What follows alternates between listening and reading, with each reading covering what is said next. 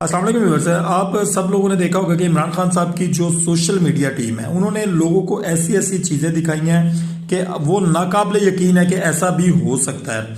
आप लोगों ने नोट किया होगा कि जनाब वर्चुअल जलसा और सोशल मीडिया के ऊपर फेसबुक पे जलसा, अब इन्होंने कल एक जलसा किया टिकटॉक के ऊपर।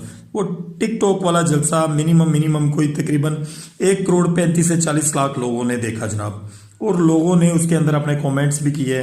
और ये लोग जो जनाब 70 साल से मुल्कों को चला रहे हैं, इनको वोट लेना मुश्किल हुआ है। जलसे, जुलूस, रैलियां, ये पैसे दे के लोगों को बुला लेना, रैलियों में पैसा फेंकना, लोग वो पैसे लूटने के लिए आ रहे हैं, ठीक है। तो वो शो करवाया जा रहा है कि जी हमारे लोग जो है वो हमारा साथ देने के लिए आ रहे हैं। जनाब 70 सालों की जो गुर्बत आप लोगों ने पाकिस्तान के अंदर फैला दी है ना, उससे निकलना मुश्किल ही नहीं नामुमकिन हो चुका है जनाब। अभी आप पैसा फेंक कर लोगों को अपनी तरफ राग़िब